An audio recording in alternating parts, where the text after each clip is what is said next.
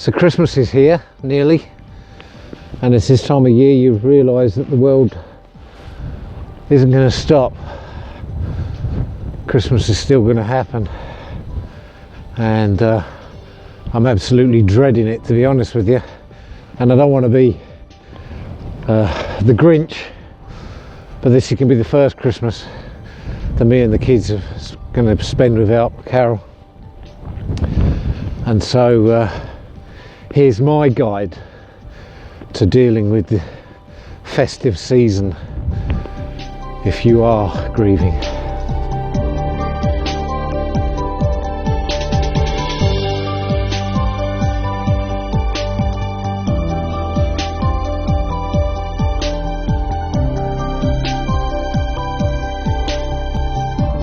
Hi guys, welcome to another video. Welcome to my Christmas morning. A little earlier than expected, but I wanted to go over this because it's been on my mind a while. I am absolutely dreading Christmas, as are my kids and family this year, being the first year without Carol. And so I wanted to put like a little video together of how we're going to kind of cope with Christmas, or some pointers that maybe will help you. Things I've looked at over the internet, things that I've spoken to other people in the support group that I go to once a month, of how they cope with Christmas, how they deal with this festive season that I personally really don't want to be a part of this year anyway. And so here's a few pointers. The people that I go to the support group with have been through many Christmases, some of them many, some of them just a few, without their loved one, and was able to give me some advice. And initially I wanted to go away with the kids, take them to somewhere different away from this house, but I was talking to a guy there, and he said regardless of where you go, Christmas is going to be crap. You can either go away, get yourself in debt, which I would have to do to afford to go away on the Christmas period, is extremely expensive, and get myself in debt and Christmas will still be crap, or you can be at home and Christmas will be crap. It's completely up to you. So we've decided to stay at home and keep it very small and low key. So some of the things that I'm going to be doing is I'm going to express those in this video. I'm not going to beat myself up. All right, I'm not going to beat myself up about how I feel. The kids are going to be feeling the same way. I'm going to do my best to get through the day as well as I can. And I suggest, if you're feeling the same way, if you're grieving a loss of somebody, then do whatever you can to get through the day. These pointers don't have to be, they're not set in stone, they're not something you have to do, but these are something that, as long as you're not hurting yourself or hurting anyone else, do what you have to do to get yourself through the day. Whether it's stay in bed all day or turn off the phone and just ignore the day, then so be it. If that works for you, then there is no wrong.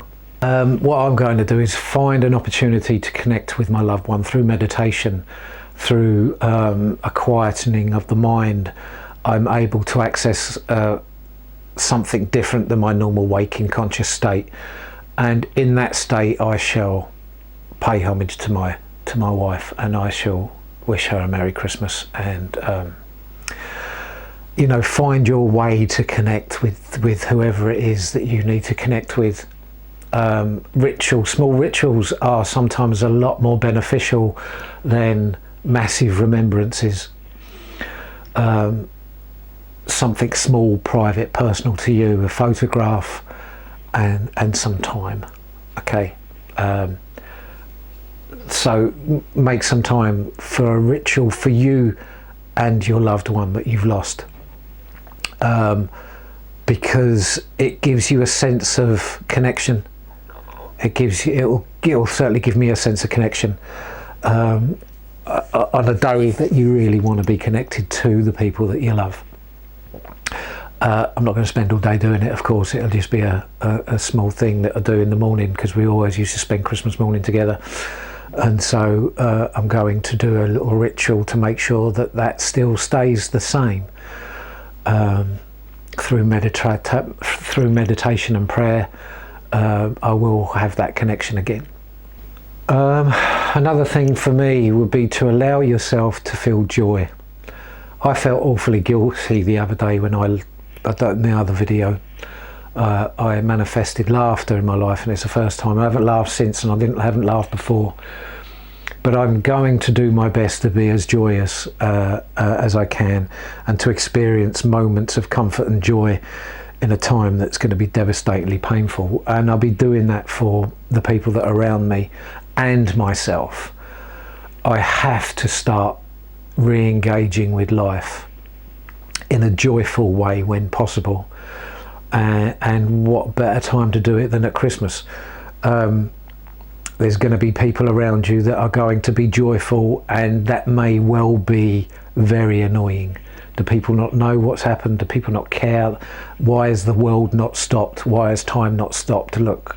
And that's how I felt, and still do feel. But I have to find a way to be comfortable again in my own skin, and not just for me but for the people around me, because I see what happens to other people when I'm desperately sad. It does make others desperately sad, and so I'll be finding a time or a way to bring some joy into my day on that day. Bearing in mind, this is another pointer that I wanted to share with you, that it's okay. Grief is grief. Grief will come over you in a wave, and when it does, you need to be prepared for that. So pointer number 3, or advice number 3, or whatever you want to call them, is be prepared for that, and make contingency plans to move away from the people that you're with, to maybe go to the bathroom, go to a separate room and just experience, or if you're lucky enough to have people around you that you can share that experience of pain with, fantastic, all the better. I don't, unfortunately, and I wouldn't really want to. I do. My kids are amazing, but I wouldn't put them through even though they have seen me cry and seen me break down, it's not something that I want them to experience often, and certainly not on Christmas Day. So make plans to get away if you need to mourn for however long that takes. For me, 15-20 minutes, and then it moves kind of on and through me, and so I'll be making plans for that. Try not to be alone. Christmas is a lonely time of year, but if you're going through grief as well, then you really need to utilise your resources, utilise people around you, ask for help, reach out, and say, I cannot do this on my own, and can you help me please? Simple things.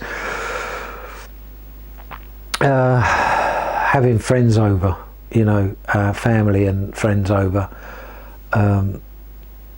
to help you get through the day, but don't do it on your own. If you can possibly do that, then don't do it on your own. Easier said than done for some people. As I said, I'm lucky enough that I have family, but if it wasn't for them, then I would be very much on my own.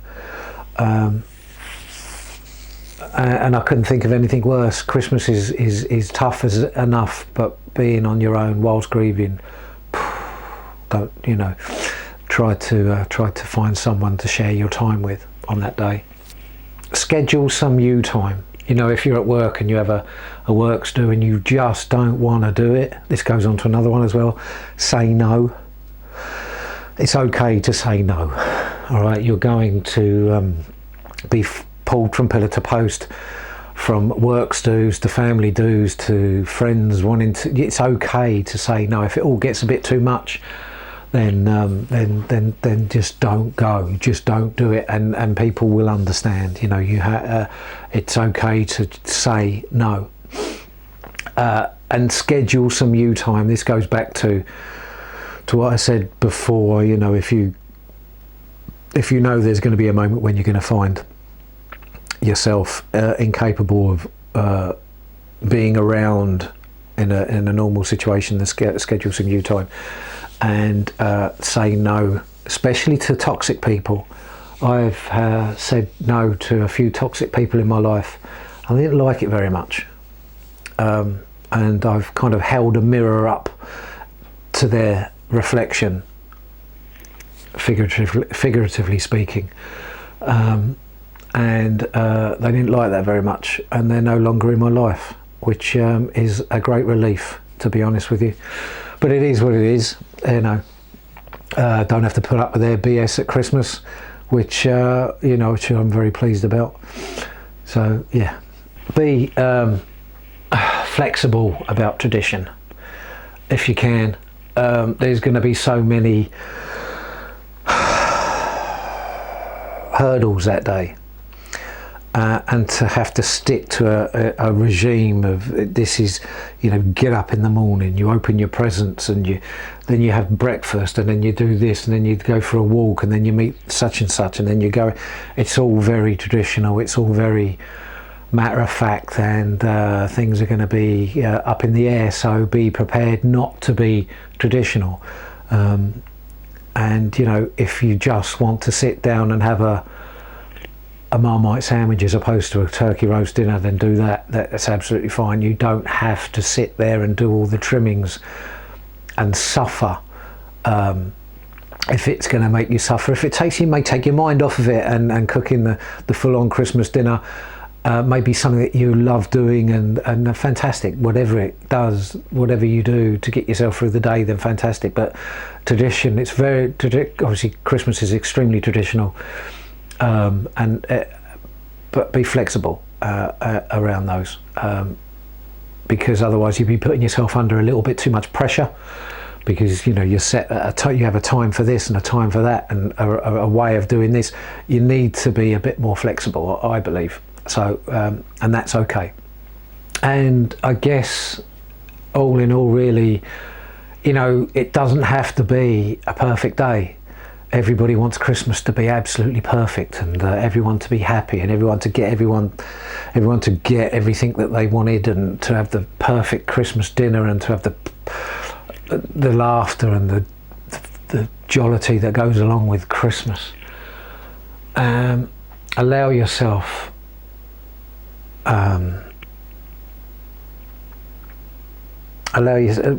it doesn't have to be perfect. It doesn't have to be, and don't beat yourself up about that. Give yourself plenty of time, give yourself plenty of space, and allow yourself to experience this new experience. For this Christmas, for me, is going to be a very new experience, and it's going to be an extremely painful one.